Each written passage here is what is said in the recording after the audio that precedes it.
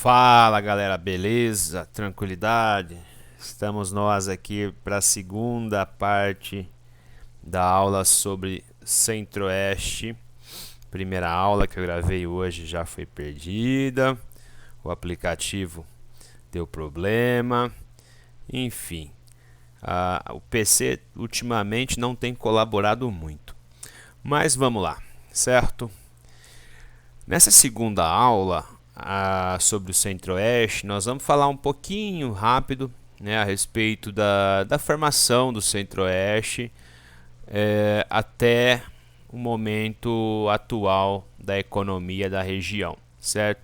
Não se esqueçam que o Centro-Oeste era uma região que não era para ser parte do Brasil, era uma região que pertencia por direito, né, tendo em mente o Tratado de Tordesilhas, à Espanha, mas principalmente pela atuação dos bandeirantes, né, que montaram pequenos núcleos populacionais ao longo do século XVI, XVII, né, essa região no século XVIII, acho que a partir do Tratado de Madrid, ela foi incorporada definitivamente ao Império Português.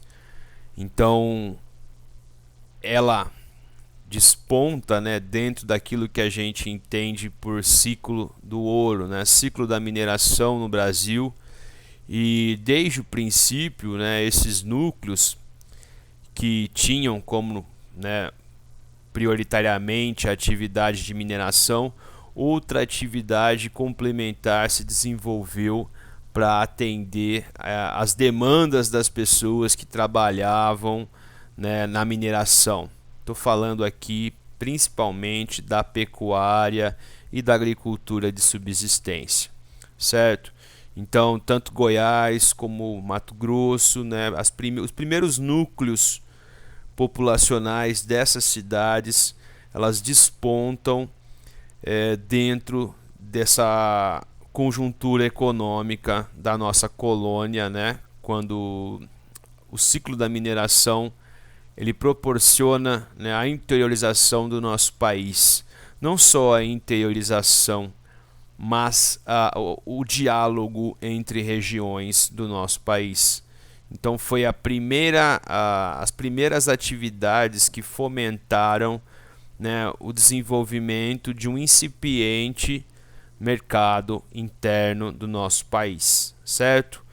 A região, de fato, né, evolui no aspecto de população e no aspecto de colonização no século XX, né, principalmente depois da metade do século XX, 1950 para frente. É aí que nós vamos ter a ideia da construção de Brasília. É aí que nós vamos ter, né, a frente pioneira, né, instalando novas fazendas, desbravando, colonizando novas áreas, montando novos núcleos de colonização, novos sítios, fazendas, né, dentro de uma época de que era pensamento do Estado brasileiro, né, literalmente integrar a região centro-oeste e norte ao resto do país, certo? Então essas frentes pioneiras foram importantes para isso.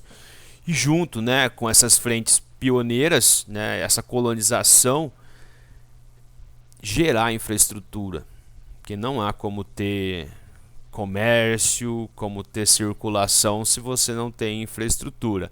Claro que nós sabemos que a infraestrutura do Centro-Oeste até hoje ela traz suas limitações, certo? Apesar de ter evoluído nos últimos anos aí, nas últimas 2 décadas, mas ainda existem muitas estradas de chão, tá certo?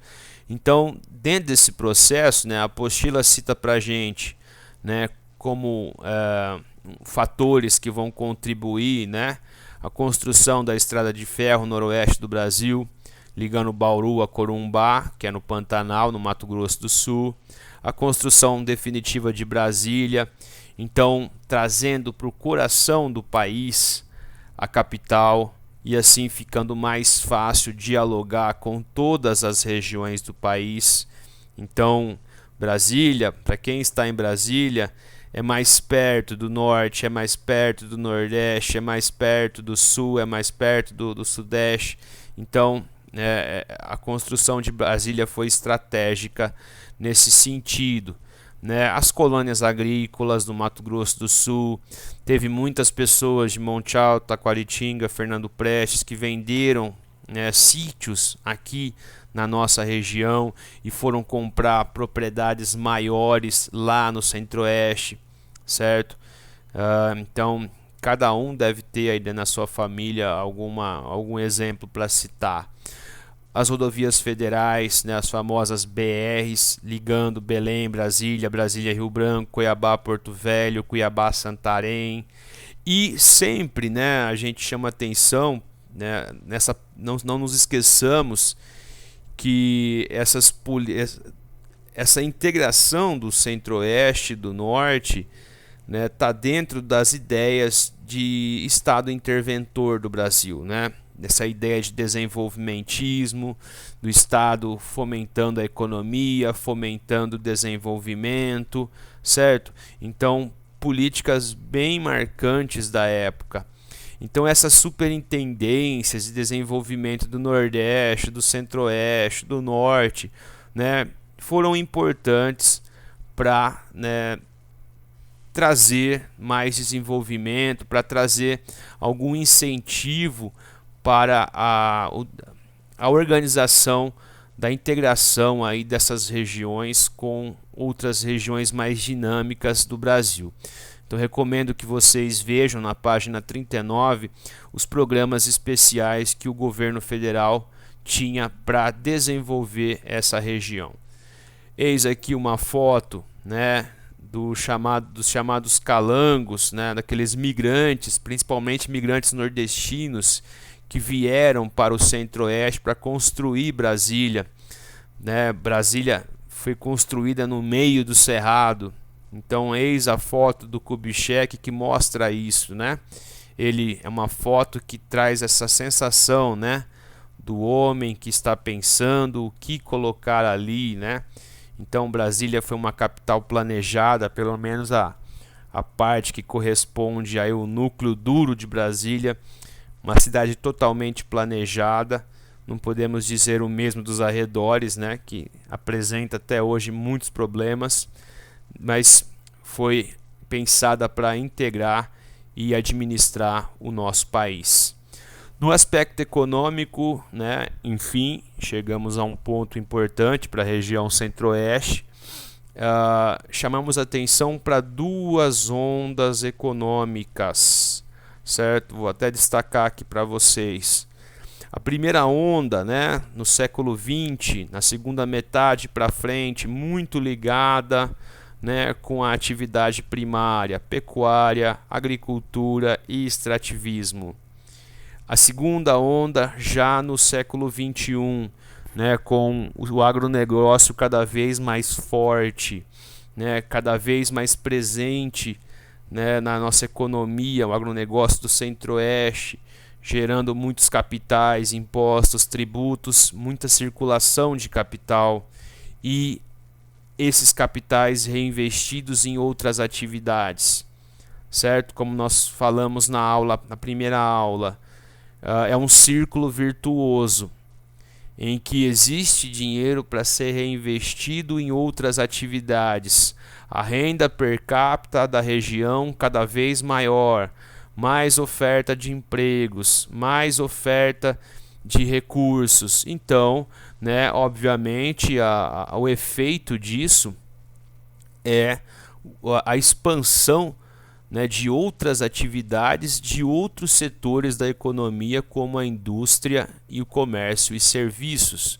Então, nós temos na região Centro-Oeste indústrias metalúrgicas, farmacêuticas, tecnológicas, né, muitas delas que vão estar dialogando, né, a agroindústria, né, que vão estar dialogando com o campo, né, tratores, fertilizantes, pesticidas, implementos agrícolas, né, que vão estar sendo criados nas cidades e levados para o campo, enquanto que o campo trazendo matéria-prima para a produção, para a transformação nas cidades. Então a região é o grande celeiro agrícola do Brasil, mas destacamos uma coisa importante: a maior parte da produção do Centro-Oeste tem destino ao exterior.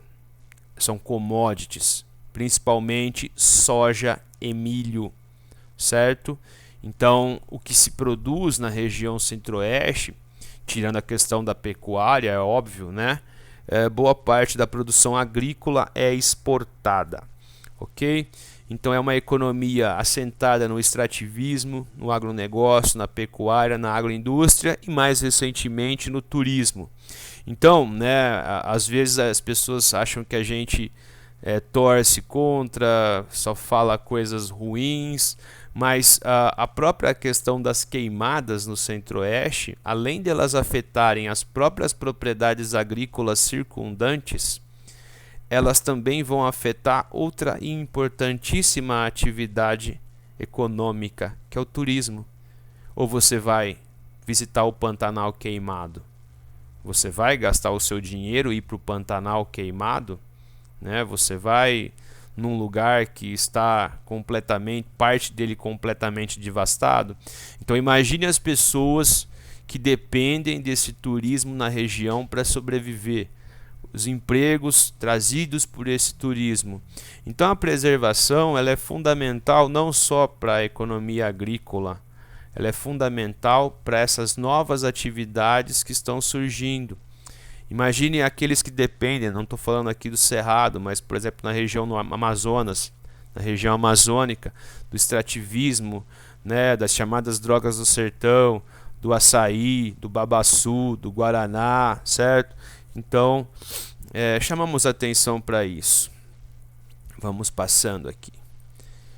Então veja, né, os 3 estados, né, Mato Grosso do Sul, Goiás e o DF. E aqui o que se planta principalmente: no Mato Grosso, arroz, soja, milho, algodão e cana.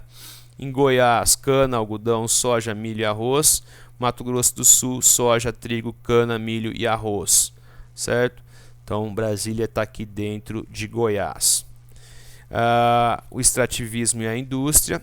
Percebam que principalmente em Goiás e Mato Grosso do Sul a indústria é muito forte, né? Então temos autopeças, calçados, cimentos, farmacêutica, frigoríficos, que corresponde a uma agroindústria, certo? Depende então da matéria-prima vinda do campo para ser transformada ou semi-transformada, né? Para gerar um produto semi-manufaturado para o mercado interno brasileiro ou para exportação. Temos aí muitas explorações minerais, né? Manganês, ferro, níquel, indústria têxtil, indústria de bebidas, né? Aqui não tem indústria de bebidas, não, mas existe também na região, certo? Então, caminhando para a conclusão, né, chamamos atenção para as necessidades, para os desafios e para as ressalvas. Então, o grande desafio, né, da região Centro-Oeste é manter essa alta produtividade, né, principalmente com a modernização do campo, e trazer um freio ao desmatamento, né? Não é necessário abrir novos clarões para produzir, né, para atender essas demandas do Brasil e do mundo, né? É possível produzir mais, com mais tecnologia, com mais investimento, né? Não necessitando de abrir novos clarões, né, de áreas para plantio, tá certo? Outra coisa que a gente comentou em outra aula, né? Nós temos muitos problemas no campo no Centro-Oeste, conflitos por terra, né? Grileiros contra poceiros, né? Grileiros contra indígenas, né? Alguns grileiros são extremamente violentos, usam de bandos armados para atacar poceiros, para atacar comunidades indígenas, né? Temos um alto número de monoculturas de exportação e isso afeta o preço do nosso produto aqui dentro. Nós vimos recentemente a questão do óleo de soja. Então, por que o óleo de soja disparou o preço? Porque os caras venderam para o exterior. Vende para o exterior, vende em moeda forte, a demanda é grande, só que o mercado fica desabastecido. Então, menos produto no mercado, menos oferta, a demanda ainda é grande, né? A tendência é o aumento do preço, ok? Temos muita concentração fundiária na região, então seria aí preciso uma atenção especial do Estado, principalmente nessas grandes propriedades que são improdutivas, ok? Para sim, né, programas de reforma agrária.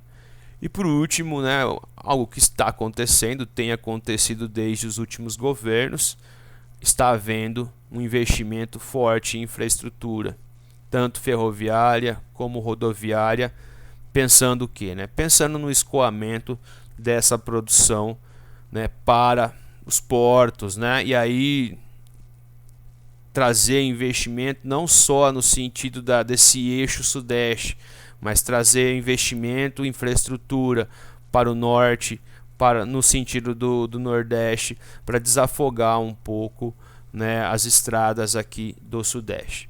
Valeu, concluo na nossa aula chamando atenção para aquilo que disse há pouco, né, que está em expansão na região centro-oeste, o ecoturismo.